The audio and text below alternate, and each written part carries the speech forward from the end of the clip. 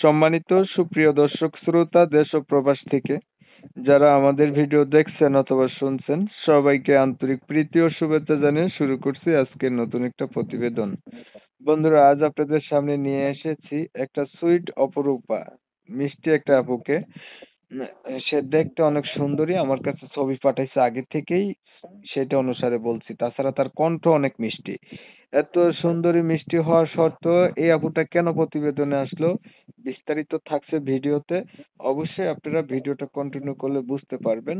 কথা না বাড়িয়ে পরিচয় করাইতেছি। বাই দ্য ওয়ে, আপনারা যদি ভিডিওটা শুনেন সম্পূর্ণ, তাইলে আপুটির নাম্বার ভিডিওতে দেওয়া থাকবে, সরাসরি তার সাথে কথা বলতে পারবেন। আসসালামু আলাইকুম। ওয়ালাইকুম সালাম। এই যে সুন্দরী আপু, কেমন আছেন? এই তো আলহামদুলিল্লাহ ভালো আছি।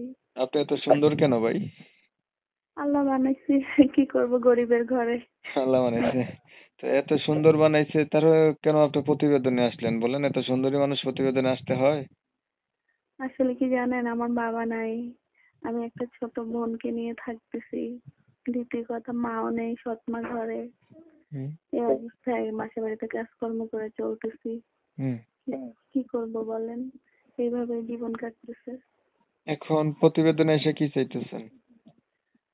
চাইতেছি দেখি মনের মতো কাউকে পাই যদি, তাহলে জীবন সাথী করব, সেটাই চাইতেছি।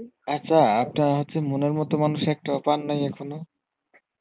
আমি তো কখনো প্রতিবেদনে যাইনি। তারপর আহারে, প্রতিবেদন করতে হবে কেন আপনার? আপনি তো এমনিতেই সুন্দরী, আপনি তো মনের মতো মানুষ চারপাশে থাকার কথা। যৌতুক লাগে, চারপাশে থাকলেও কি আচ্ছা, হবে? যারা যৌতুক নেবে তারা কখনো মনের মানুষ হয়? কোন, তারা তো ব্যবসা করবে। এটা জানি না, আমি কখনো এরকম কাজে যাইনি। তবে চিন্তা করতেছি দেখি ভালো একজন মানুষ পাইলে, এবং হালকা বয়স্ক হইলেও চলবে, যেতে আমি গরিব, বুঝছেন? ভালো একটা মনের মানুষ পাইলে কি করবেন? বিয়ে করব, মনের মতো করে তাকে আমি নিয়ে ঘর করব। আচ্ছা, আপনার আগে বিয়ে হয় নাই ভাই? না না, বিয়ে হয় নাই, আমার বয়স মাত্র 18। আর 18 বছর বয়স, আপনার বিয়ে হয় নাই। আচ্ছা, আপনি বলছিলেন যে আপনার ভাইকে নিয়ে থাকেন। ভাইকে নিয়ে থাকবেন, আপনার মা বাবা তারা নাই? না না, ছোট একটা ভাই আছে, তাকে নিয়ে আমি থাকতেছি। কার কাছে থাকেন তাকে নিয়ে? আমার খালার কাছে। আপনাদের নিজের বাবার কোনো সম্পত্তি নাই, বাড়িঘর নাই? ওখানে থাকতে পারি না, সৎ মা আছে তো বাবার কাছে, ও, তাই। মানে আপনার মা নাই, নিজের বাবা আছে। বাবা আপনার খোঁজ খবর রাখে না? না না না, রাখে না। আই হায়, আপনার বাবা একটা কাজ করলো, এটা কি ঠিক করছে কোন? সেটা আমার ভাগ্য, কি করব বলেন, খালার কাছে থাকতেছি, কাজকর্ম করতেছি, ভাইটাকে নিয়ে চলতেছি। লেখাপড়া কিছু জানেন আপনি? কোরআন শরীফ পড়ছি, বাংলা তেমন পড়ি না, মোটামুটি নাম ঠিকানা পারি, এটাই। হ্যাঁ, এইখান দিয়ে আপনি একটু শর্ট আছেন। 2025 সালে একটু লেখাপড়া না থাকলে কি হয়? কি করব, ভাগ্যটাই খারাপ। আচ্ছা আপু, এই যে বলছেন যে বয়স্ক, একটু হালকা বয়স হইলেও হবে। হালকা বয়স বলতে ধরেন 60-70 বছরে কেউ বিয়ে করতে চাইলে? মনে করেন আমার তো 18 বছর, আমি কি করব, যদি উনি আমাকে বরং পোশাক দিয়ে রাখতে পারে তাহলে অবশ্যই হবে।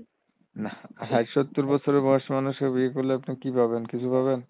আপনার যদি এই মোটামুটি 30, 35, 40ও হয়, তাও একটা সিস্টেম। 60-70 বছরের মানুষ তো নিজেই লড়তে পারে না। আমি তো বুঝিনি বয়স কিরকম হলে কিরকম হবে। 30, 35, 40 এরকম হলেই হবে। আচ্ছা, আগে আর কখনো প্রতিবেদন করেন নাই? না না, আমি কখনো করিনি। ছবি যেটা পাঠাচ্ছেন এটা তো অবশ্যই আপনার না? জি জি, ওটা আমার, নাম রুবিনা। প্রিয় দর্শক শ্রোতা, আপনারা শুনছিলেন, এই যে আমি কথা বলছিলাম, এই আপুটি দেখতে অনেক সুন্দরী। এত সুন্দর হওয়া সত্ত্বেও প্রতিবেদনে আসছে তার একটা মনের মানুষ নাই। পরিবার সম্পর্কে জানতে গিয়ে জানলাম নিজের মা নাই।